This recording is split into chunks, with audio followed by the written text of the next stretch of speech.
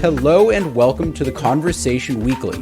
Brazil's president, Jair Bolsonaro, packed his government full of military men when he took office in 2019. We look at just how politicized the military has now become. The president talks about the military almost as his Praetorian Guard. And zooarchaeologists in modern Spain are using animal bones from 700-year-old trash to learn about people left out of history. We can shed light into the identity of these communities through the study of trash.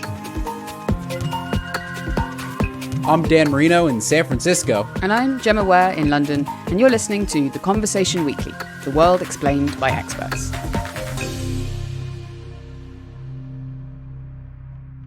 In Brazil, like in many countries, serving members of the military are not allowed to participate in political rallies. But that's just what Army General Eduardo Pazuello did in late May. He appeared at a rally alongside Brazil's President Jair Bolsonaro in Rio de Janeiro. Pazuello is a controversial figure. He served as health minister during the worst months of the pandemic, before he was sacked by Bolsonaro in March this year. But that hasn't appeared to dampen his support for the president. Despite the outcry at Pazuello's appearance at the rally, the head of the army exonerated him from any wrongdoing in early June. All this happened just a few months after the three heads of Brazil's armed forces, the Army, Navy and Air Force, resigned en masse in March after the sacking of the defence minister, himself a reserve army general. The Army, the Navy and the Air Force chiefs all quit as Bolsonaro's government faces mounting pressure over its response to coronavirus. The decision not to sanction Pazuello flies in the face of the strict protocol and discipline normally upheld within the Brazilian military. And it's angered many within the armed forces. Their concern is that Pazuello escaped punishment because Bolsonaro would have simply overturned any sanctions placed on the general anyway. Basically, the head of the army didn't want to have his authority undermined publicly. And there's also concern that this might give other members of the military a green light to openly show their support for Bolsonaro ahead of presidential elections next year. The incident shows just how close-knit and complex the relationship between Bolsonaro and the military has become. And yet it's a relationship which has formed the backbone of Bolsonaro's administration since he became president. To understand why all this matters, we've spoken to two experts in Brazil's military. Bolsonaro's administration is profoundly militarized. Half of the ministers are generals, including in key positions. This is Maud Chiriot. I am an historian. I am a teacher at Gustave Eiffel University in France. And I am a specialist of the Brazilian military dictatorship. In recent years, Maud's also been doing research on the military extreme right and has recently contributed a chapter to a new book on the issue. The backdrop here is Jair Bolsonaro's rise to power and the comeback of the military. As soon as the results were in, an impromptu military parade in the Brazilian city of Niterói, celebrating the victory of President Jair Bolsonaro has won Brazil's presidential race. Bolsonaro is a far-right former army captain, badged as the Trump of the tropics by some. He has a history of using homophobic, misogynistic and racist language.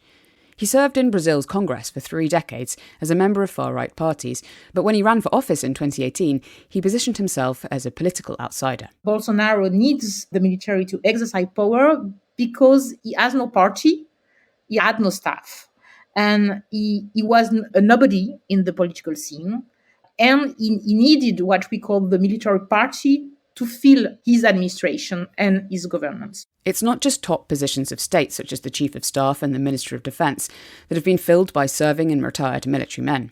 It's happening across the federal administration. Thousands of officers are now ruling the state, assuming missions that have nothing to do with external defence, and being paid for that, in a very similar way that it was in the 70s during the dictatorship. Brazil's military dictatorship began in 1964 with a military coup, supported by the US government. It lasted 21 years, until 1985, a period marked with the torture and disappearances of many of the regime's opponents. The dictatorship was part of a longer history, though, where the military has never been far from power. When we look at the history of the Brazilian Republic since its proclamation through a military coup, at the end of the 19th century, the Republic has always been marked by the presence of the military. There were moments when they were more discreet, but they never really were distant from power. After the military dictatorship ended in 1985, Maud says that the system which followed, called the New Republic, was kind of an exception. Because the military has been, during 30 years, really removed from the center of power. But it doesn't mean that the armed force lost all power, not at all. The army has remained a powerful and autonomous institution during the civil democracy. But another expert that I've spoken to told me that things began to change after Luiz Inácio Lula da Silva and his Workers' Party came to power in 2003. My name is Vinícius Mariano de Carvalho. I'm senior lecturer for Brazilian Studies at King's College London, teaching in the Department of War Studies, and also I'm director of King's Brazil Institute here at King's. His research interests are multiple and very varied. I do since literature and music to defense and security. As part of this, he studies the relationship between the military and civilian authorities in Brazil, and he knows the Brazilian military from the inside. Well, I joined the army after my PhD. I was not a young boy anymore. I was after my 30s, and I joined as a lieutenant in the technical corps in the army. And it was a very interesting experience also to learn and to understand the logics inside an institution like the armed forces. What I saw was a bunch of professionals that really want to be professionals in what they do. They want to build up an army that corresponds to the size of Brazil, to the strategic importance of the country. This was during Lula's presidency. It was a time when the army was tasked with some big strategic projects, such as the surveillance of the Amazon region. And it received a lot of resources for it. Vinícius says that it was after this, and particularly when Dilma Rousseff succeeded Lula as president in 2011, that more military personnel started getting called back to political service. Retired generals in positions of ministers or in other agencies of the government.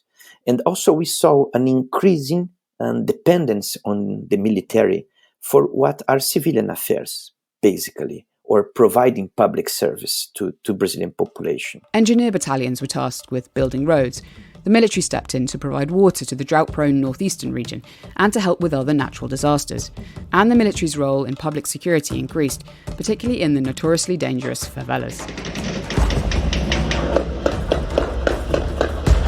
Ground forces that often struggle to access Rio's favelas now have help.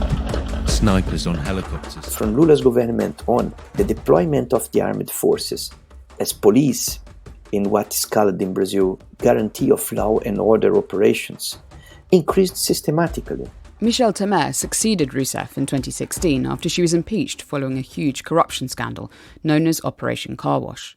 A few years later, Temer then put the public security of Brazil's second biggest city in the hands of a general. The Minister of Defense today, General Braga Neto, was nominated as the interventor for the public security in Rio de Janeiro for 1 year.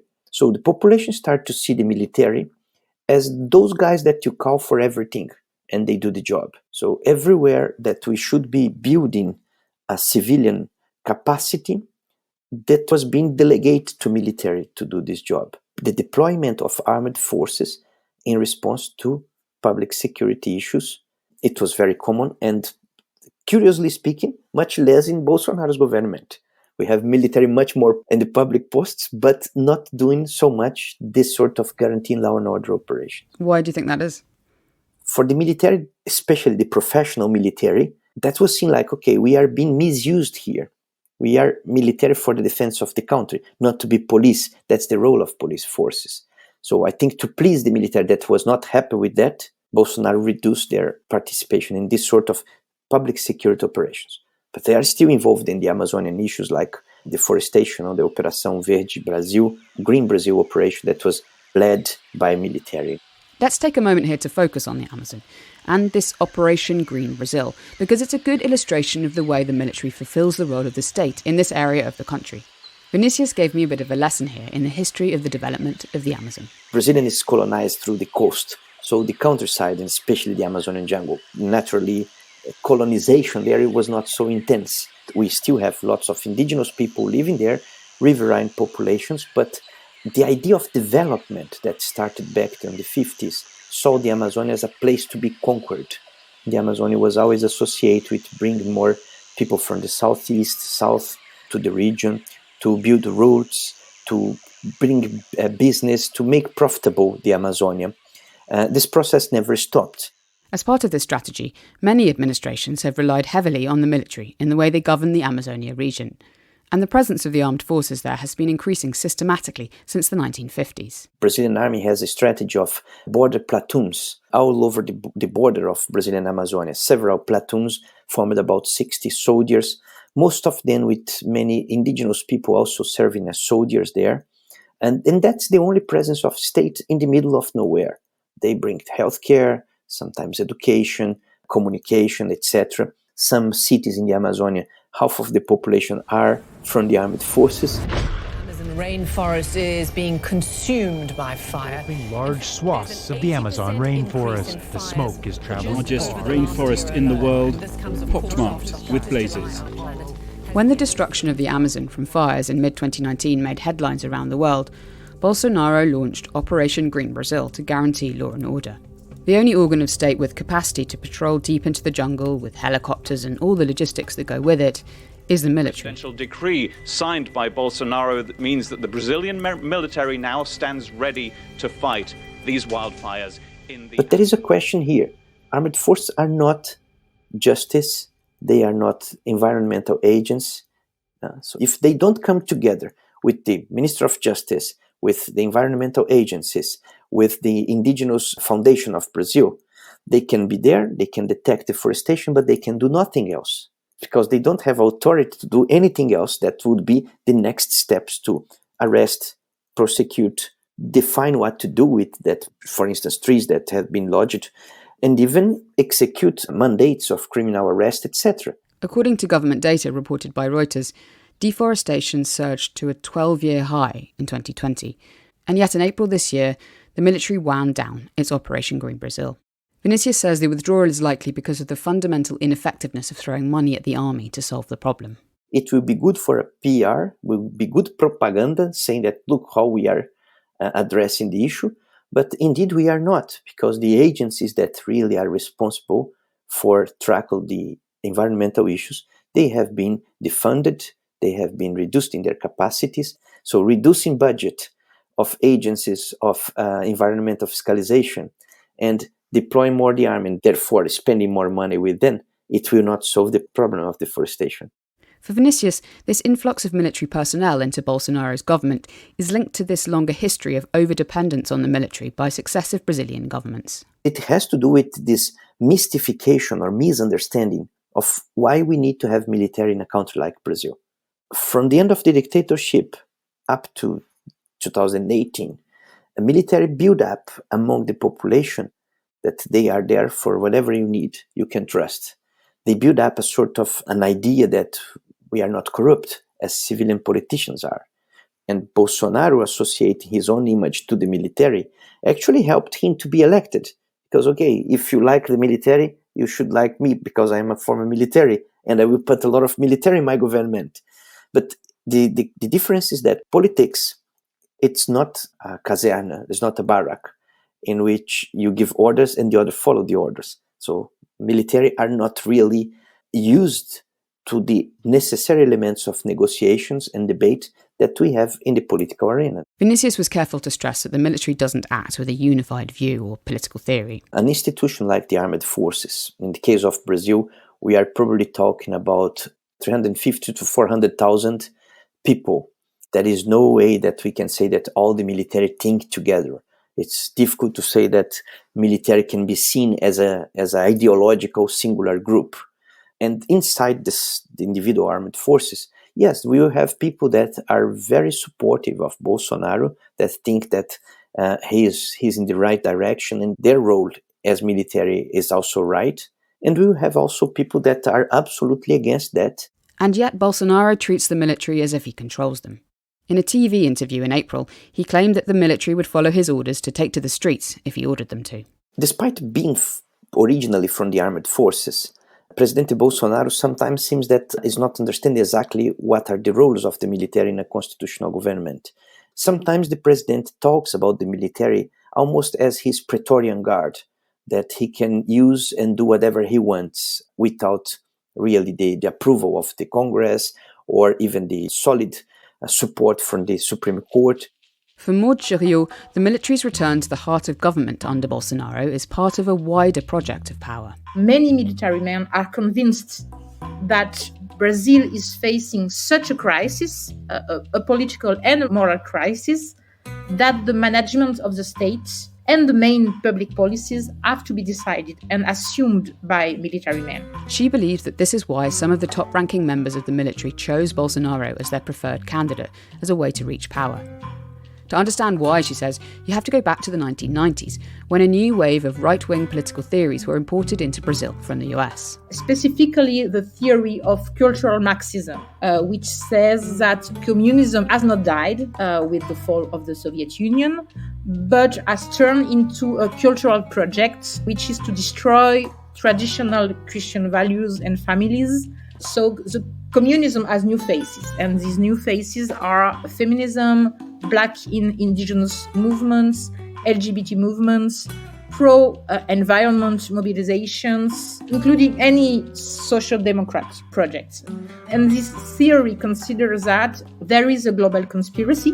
The alleged conspiracy here involves political parties, especially the Workers' Party of President Lula, as well as unions and intellectuals.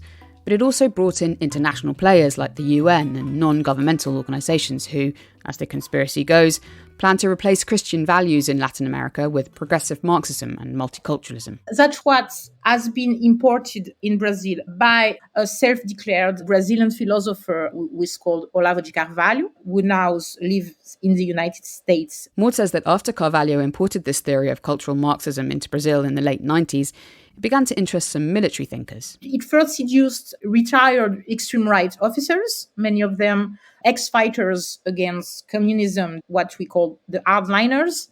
But then it gained audience within the active forces in the end of the 2000s and the beginning of the 2010s. In the past decade, these ultra-conservative views have grown, both within the military and the wider population, she says. But within the army, such theories were used to justify the idea that the civilian democracy and the political classes who run it should be replaced, and that the military could step up to do that.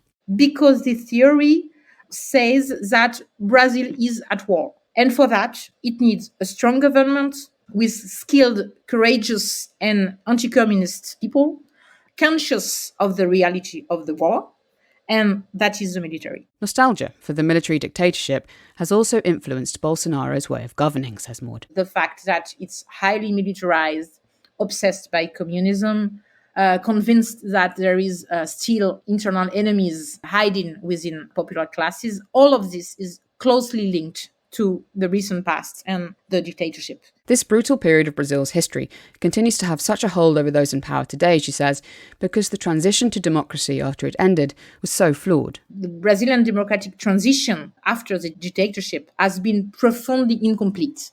It has been a transition with no justice, no condemnation of the state violence by the authorities, till the National Truth Commission under Dilma Rousseff's presidency. This National Truth Commission was tasked with investigating human rights abuses in Brazil during the military dictatorship. Brazil's military dictatorship committed crimes against humanity, so says the country's National Truth Commission, which recommends that the state's torturers lose their immunity from prosecution. The commission began its work in 2012, based on the witness accounts of over 1,000 people, and published its findings in a report in 2014, with what Maud says was the worst possible timing. It happened in a moment when the center-left government of Dilma Rousseff was very fragilized by scandals, affairs, and economic crisis and demonstration.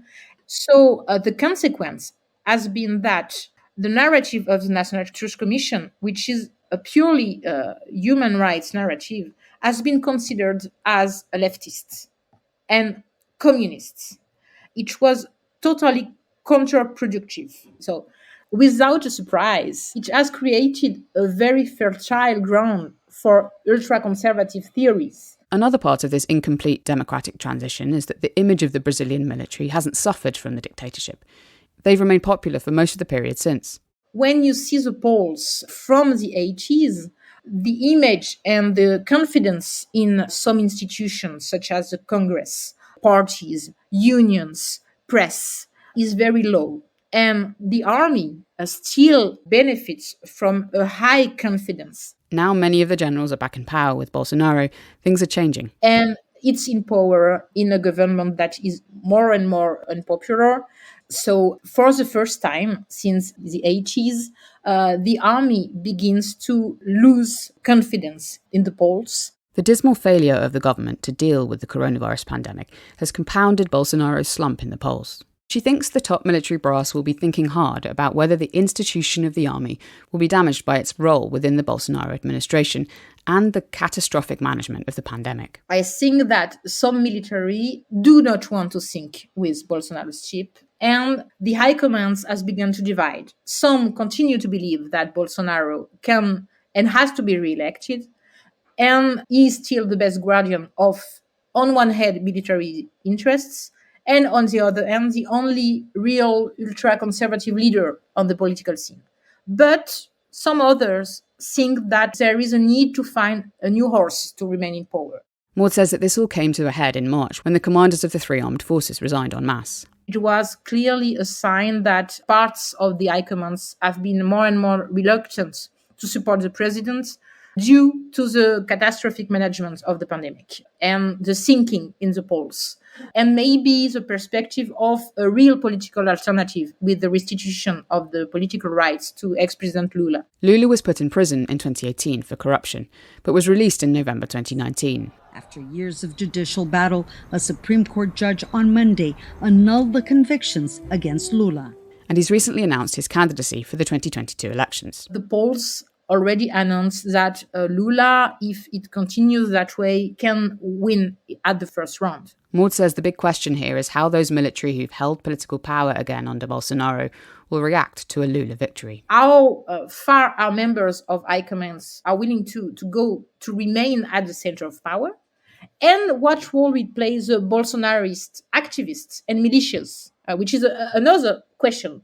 Because we do know that the assault of the US Capitol has been an inspiration for these activists and militias, and that the members of Bolsonaro's family are already getting organized to build their own intelligence forces and very probably will try whatever it takes to escape prison.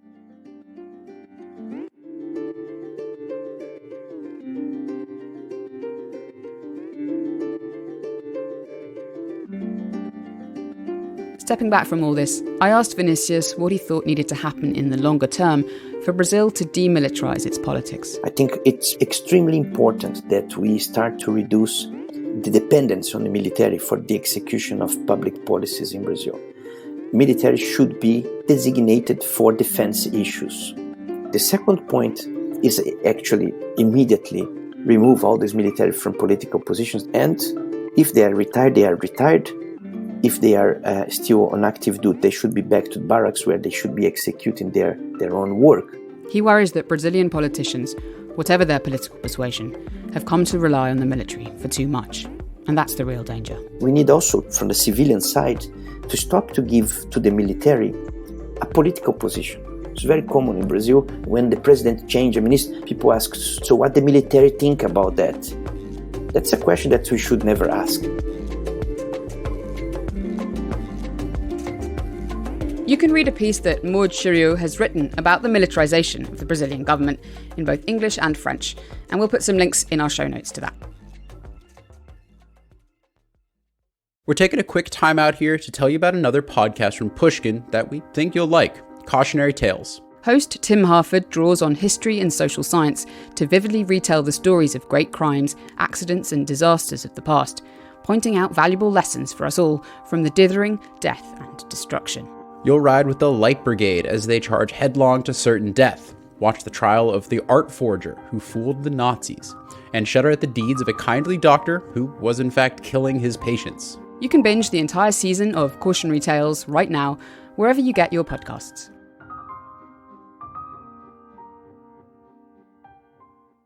And now on to our second story. Gemma, quick question. What was the last thing you threw away in your kitchen? I think it was probably a tea bag that I put in our compost. Okay, so if someone was to dig through your compost and found a tea bag, they could learn a lot about you. You have trade access to teas. You can boil hot water. There's all sorts of information in there. That I like tea too, obviously. Oh, yes, that too. And that idea, learning from people's kitchen trash, is exactly what zooarchaeologists do. Animal bones from a dig site in Cordoba, Spain, which was under Muslim rule in the Middle Ages, are now helping researchers to learn about marginalized people that are left out of history. My name is Marcos Garcia, and I am a postdoctoral research fellow at the Department of Archaeology of the University of York in the UK. My field is called Zooarchaeology, and it deals with the study of animal remains recovered from archaeological sites. And this type of studies provide clues about the relationships established in the past between humans and animals from different perspectives. What time periods are you studying in? I do medieval zooarchaeology, and specifically the period that it's called Al-Andalus, which is the Islamic period here in Iberia, from the 8th until the 15th century. This is the particularity of the Iberian Peninsula, which is located in Europe, but it has also a very interesting Islamic history. So provide us the opportunity to study the relationships between different societies with different religions in Europe. Obviously, you can't go back to Andalusia and see what the Iberian Peninsula was looking like. What do you study? Well, in particular, what I'm most interested in are those deposits that can be identified as remains of food consumption of animal products. Waste deposits are real treasures, given that they provide us with information about the daily lives of common people, which is what we are most interested in. I prefer a deposit or a pit filled with rubbish than maybe a king's or a queen's burial or something like that. If you let me to add something to this idea, transculturally, women were those responsible for food preparation. And this is also a way to provide a feminist perspective of history about women work in the past. So Marcos, let's get into the specifics of your recent work. What is the site you were just published this paper on? Where is it? Give me kind of the historical context of this place. I am currently part of the research project titled Landscapes of Reconquest, which is led by Professors Alex Pluskowski from Reading, Michelle Alexander from York, and Guillermo Garcia Contreras from the University of Granada, and it's funded by the British Arts and Humanities Research Council. So as part of this project, but also in the framework of my PhD thesis, I studied the zooarchaeological material from a site called Cercadilla, which is in Cordoba in current Andalusia in southern Iberia. The chronology of this site is very interesting because it expands from the 8th until the 12th century. Iberia was conquered by the Umayyad dynasty in the year 711 and became part with the new name of Al-Andalus until the 15th century of the Islamic medieval world. And this period was characterized by heterogeneous society. It was ruled by Muslims, but with the important presence of Christian and Jewish populations, at least until the 12th century, when written sources reveal that non-Muslim communities were expelled from Al-Andalus. Among other samples of animal remains, I studied the material recovered from a settlement dated in the 12th century in Cercadilla, this site in Cordoba, of the human group that lived there in this period. And the historical knowledge or assumption was that the Christians and Jews had been expelled by this point, correct? Yeah, exactly. Yeah, that along the 12th century, they were expelled. So we had the opportunity to study one sample that it's dated according to both the ceramics and the money, well, the coins, to the 12th century, to this same period. Okay. And what did you find? And what did you learn from this that was surprising? 5 years ago, there was a general idea that there were no Christians in Cordoba or in Al-Andalus in the 12th century, but in recent years, while contributing to generate a more complex idea about the social composition of Al-Andalus or medieval Iberia, The most particular result is the dominance of pig remains among the material. Even if we cannot know the exact taxonomic identification of these remains, meaning if they belonged to domestic pig or wild boar, we have to bear in mind that the consumption of both animals was prohibited as part of the dietary rules of medieval Islam. As Mohammed bin Khaida, which is one of the most recognized specialists in the anthropological study of food in Islam, points out, we cannot eat pork and consider ourselves as Muslims. The avoidance of pork is then one of the most remarkable cultural traits of Muslim populations. On the other hand, on the floor of one of the realms of the site, we identified as appears a scalloped shell of those traditionally associated with the pilgrimage to the shrine of St. James in Santiago de Compostela in northern Iberia. And so we've now been able to date a Christian presence in this town. What other questions can you ask and do you hope to ask with animal remains found in these dig sites? Well, this is also interesting because the anatomical distribution of the remains of pigs in Cercadilla are very particular. They are dominated by those parts of the hind limb of the animals. This is not very common because if they were breeding these animals on site, the typical thing will be to identify the whole skeleton of the animals. We are suggesting that they were introducing parts of the animals already prepared, but not locally. So one of the next steps that we would like to research in these bones will be to do isotopic analysis of these bones in order to know if we are dealing with domestic pigs or wild boar. No, I mean, that's very interesting what you're saying. It's just the back legs. I'm picturing, somebody coming in with like a ham leg and then bringing it and selling it in town or kind of. Exactly. What other stuff can you learn from studying waste heaps? We can learn lots of things, actually, about how people not only thought in the past, but also how they behaved. We present the results of another sample of animal bones. In this case, comes from Granada and is dated in the early 16th century. Granada was conquered by the Christians in 1492, but in the 16th century, there was, we identify a sample of animal bones where there was no pig remain at all. And also, these people were consuming in a typhor, which is a kind of communal bowl. So this implies a typical Islamic and then Andalusian way of consumption. So this is interesting also because we are now, in this kind of 16th century, we are in the Christian period, but there were still Muslim populations living here before they were expelled in the early 17th century.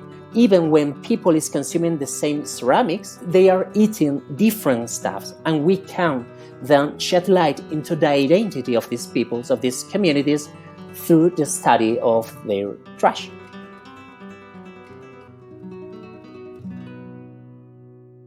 And I really like what you just said there, to shed light on communities, because it seems like the things you've just described are all communities that were hidden and left out of history. Do you feel like your work tends to find things that those in power throughout history have tried to hide? Yeah, I think so. As we know, there is the power of the wealthy people who have the power to write and then to record their lives. But archaeology goes beyond. It provides us with clues about common people, those communities that were what we call now minorities, that we can find in written sources. I consider myself an historian because I do history. I try to contribute to this knowledge about human past societies, but through material culture, in this case, through trash, through the rubbish. You can read an article in Spanish that Marcos co-authored with his colleague Guillermo Garcia Contreras Ruiz about their research on the conversation. And if you want to learn more about the larger project the research was a part of, called Landscapes of Reconquest, we'll pop a link to both of those in the show notes.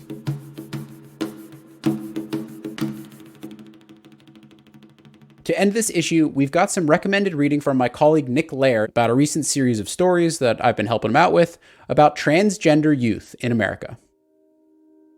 I'm Nick Lair, an arts and culture editor for The Conversation based in Providence, Rhode Island.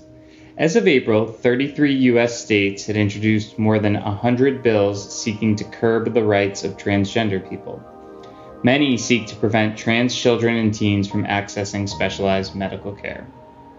Follow the debates over trans kids, and you'll hear some people say that youth who change their gender identity are participating in a fad, and that social media is the culprit.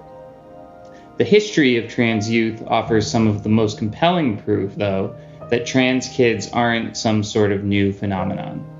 As part of a series we're running on trans youth, we commissioned articles by academics who have studied this history. Jules Gill Peterson, an English professor at the University of Pittsburgh and the author of Histories of the Transgender Child, wrote for us about the American teens and young adults who, in the first half of the 20th century, ventured to Johns Hopkins Hospital, which was then the only medical facility in the country for people questioning their sex and gender. In the Papers of Doctors and Specialists, Peterson found stories of patients who felt gender dysphoria deep in their bones. We also ran an article by Avery Dame Griff, a visiting professor at Appalachian State University and the primary curator of the Queer Digital History Project. Dame Griff takes readers back to the internet's infancy, when bulletin board systems, email lists, and later GeoCities pages helped create some of the internet's first communities and support groups for trans teens. That young people with gender dysphoria in the 20th century, with scant social support and few resources, nonetheless sought help and advice from doctors and later strangers on the internet is a testament to the truth of their experiences. Nick Lair there in Rhode Island. You can find a link to those stories and some more information about the series in the show notes. That's it for this week. Thank you to all the academics who've spoken to us for this episode, and to the Conversation editors Gregory Raico, Eva Catalan, Martin LaMonica, Nick Lair and Stephen Kahn. And thank you to Alice Mason for our social media. You can find us on Twitter at TC_audio, Instagram at theconversation.com, or email us podcast@theconversation.com. If you want to learn more about any of the things we talked about on the show, there are links to further reading in the show notes. And you can also sign up for our newsletter. The Conversation Weekly is co-produced by Mend Marawani and me, Gemma Ware, with sound design by Mao Lassetto. Our theme music is by Nita Self.